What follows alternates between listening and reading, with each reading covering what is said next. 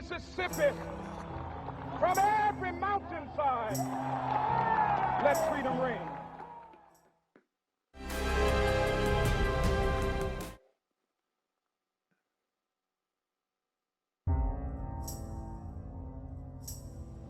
It would be fatal for the nation to overlook the urgency of the moment. Now is the time to rise from the dark and desolate valley of segregation. Let freedom ring from every hill and molehill of Mississippi, from every mountainside. Let freedom ring.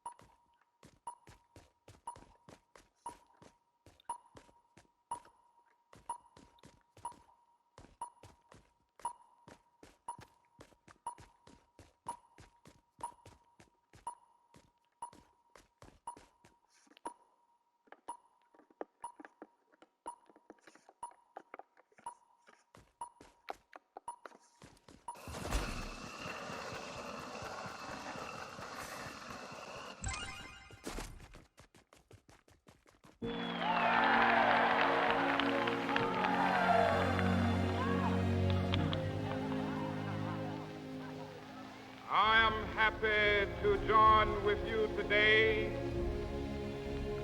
in what will go down in history as the greatest demonstration for freedom in the history of our nation.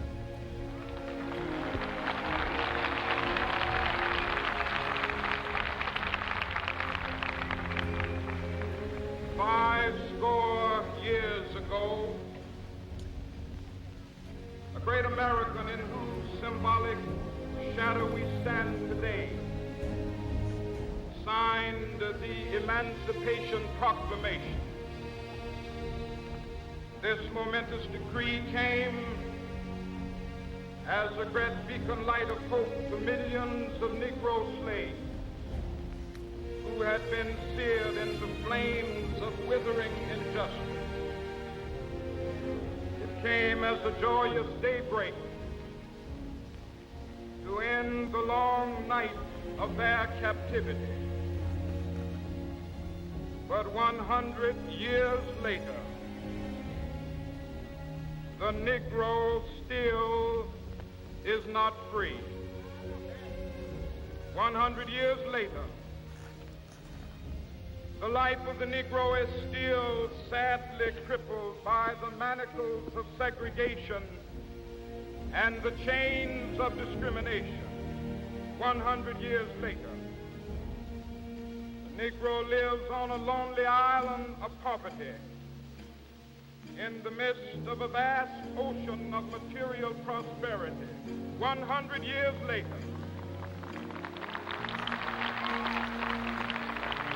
the Negro is still languished in the corners of American society.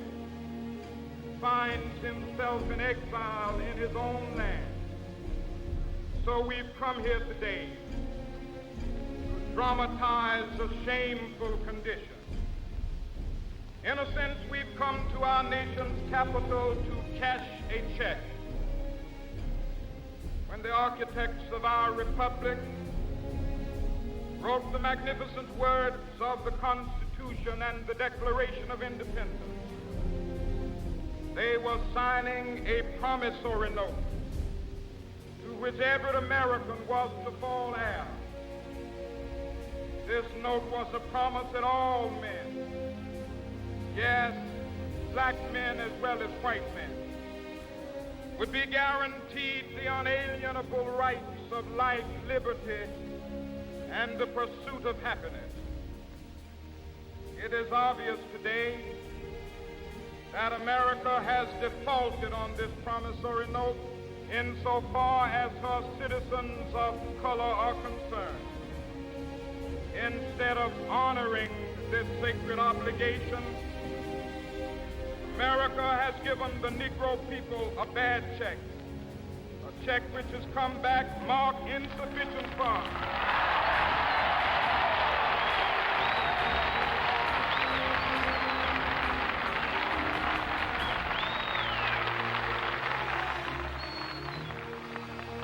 But we refuse to believe that the Bank of Justice is bankrupt.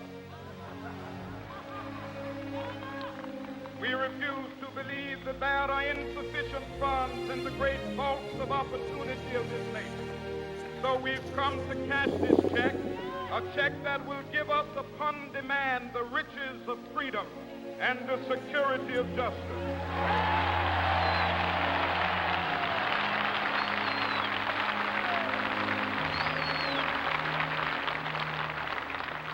We have also come to this hallowed spot to remind America of the fierce urgency of now.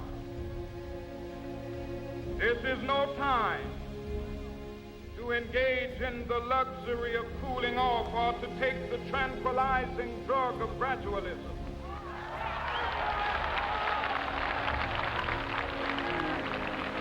Now is the time to make real the promises of democracy. Now is the time to rise from the dark and desolate valley of segregation to the sunlit path of racial justice. Now is the time to lift our nation from the quicksands of racial injustice to the solid rock of brotherhood. Now is the time to make justice a reality for all of God's children. It would be fatal for the nation to overlook the urgency of the moment. This sweltering summer of the Negro's legitimate discontent will not pass until there is an invigorating autumn of freedom and equality. 1963 is not an end, but a beginning. Those who hope that the Negro needed to blow off steam and will now be content will have a rude awakening if the nation returns to business as usual.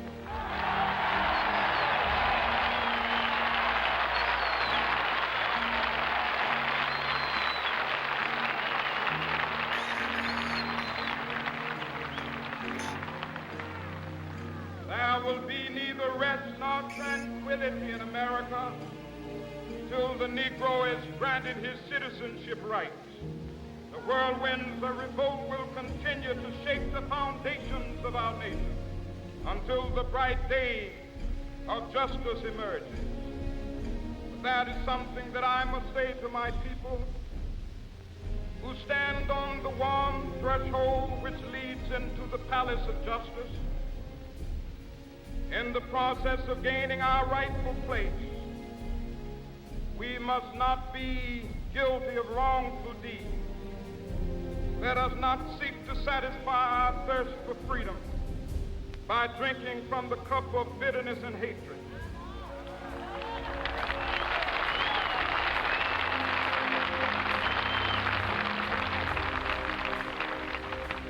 must forever conduct our struggle on the high plane of dignity and discipline.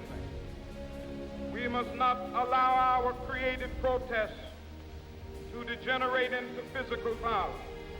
Again and again, we must rise to the majestic heights of meeting physical force with soul force.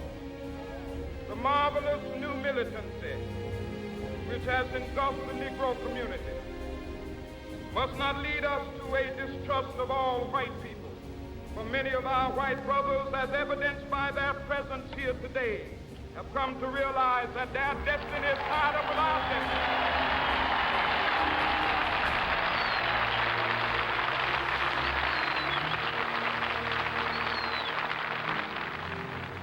They have come to realize that their freedom is inextricably bound to our freedom. We cannot walk alone. As we walk, we must make the pledge that we shall always march ahead. We cannot turn back. There are those who are asking the devotees of civil rights, when will you be satisfied? We can never be satisfied as long as the Negro is the victim of the unspeakable horrors of police brutality. We can never be satisfied as long as our body is heavy with the fatigue of travel, cannot gain lodging in the motels of the highways and the hotels of the city.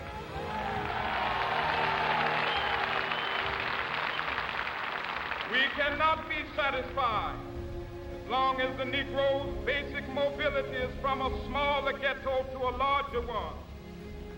We can never be satisfied as long as our children are stripped of their selfhood and robbed of their dignity by signs stating for whites only.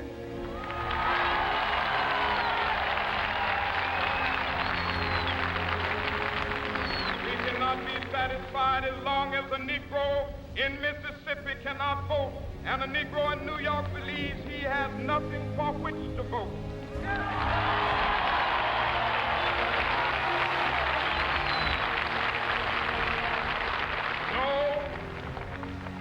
No, we are not satisfied, and we will not be satisfied until justice rolls down like waters and righteousness like a mighty stream.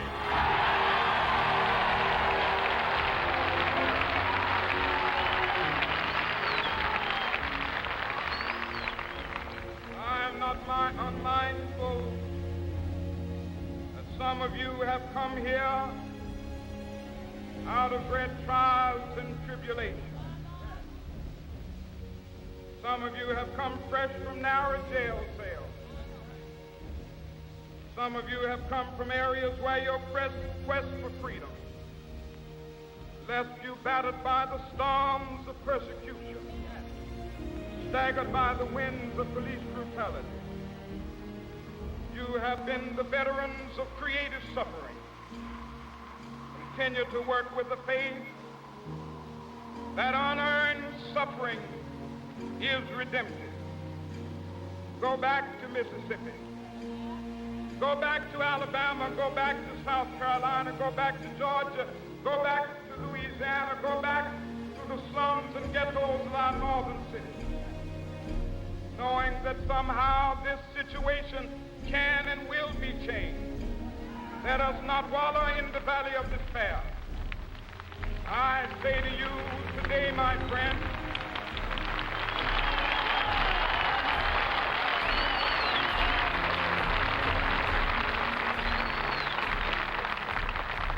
so even though we face the difficulties of today and tomorrow, I still have a dream. It is a dream deeply rooted in the American dream. I have a dream that one day this nation will rise up, live out the true meaning of its creed. We hold these truths to be self-evident that all men are created equal.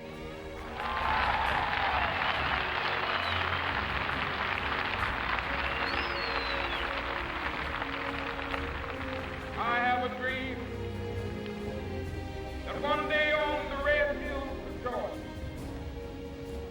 sons of former slaves and the sons of former slave owners will they be able to sit down together at the table of brotherhood. I have a dream. One day, even the state of Mississippi, a state sweltering with the heat of injustice, sweltering with the heat of oppression, be transformed into an oasis of freedom and justice. I have a dream. My poor little children will one day live in a nation where they will not be judged by the color of their skin, but by the content of their character. I have a dream today.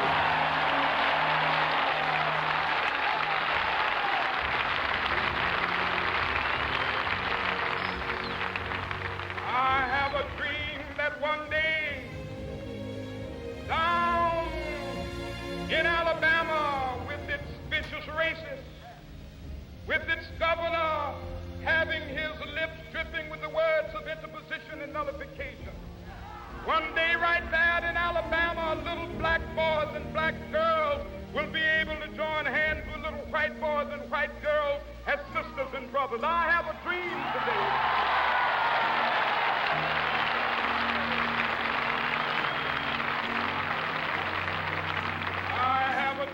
That one day every valley shall be exalted, every hill and mountain shall be made low, the rough places will be made plain, and the crooked places will be made straight, and the glory of the Lord shall be revealed, and all flesh shall see it together.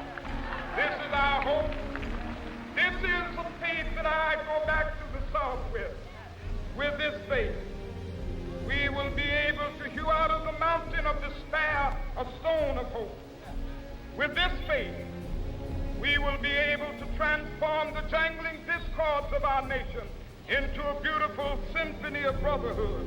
With this faith, we will be able to work together, to pray together, to struggle together, to go to jail together, to stand up for freedom together, knowing that we will be free one day.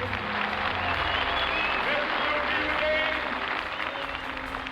This will be the day when all of God's children be able to sing with new meaning, my country, tears of thee. Sweet land of liberty, of thee I sing. Land where my fathers died, land of the pilgrim's pride. From every mountainside, let freedom ring. And if America is to be a great nation, this must become true. So let freedom ring. From the prodigious hilltops of New Hampshire, let freedom ring. From the mighty mountains of New York, let freedom ring. From the heightening Alleghanies of Pennsylvania, let freedom ring. From the snow-capped Rockies of Colorado, let freedom ring. From the curvaceous slopes of California. But not only that, let freedom ring from Stone Mountain of Georgia. Let freedom ring from Lookout Mountain of Tennessee. Let freedom ring from every hill and molehill of Mississippi, from every mountainside. Let freedom ring, and when it happens, when we allow freedom ring, when we let it ring from every village and every hamlet, from every state and every city, we will be able to speed up that day when all of God's children, black men and white men, Jews and Gentiles, Protestants and Catholics, will be able to join hands and sing in the words of the old Negro spiritual, free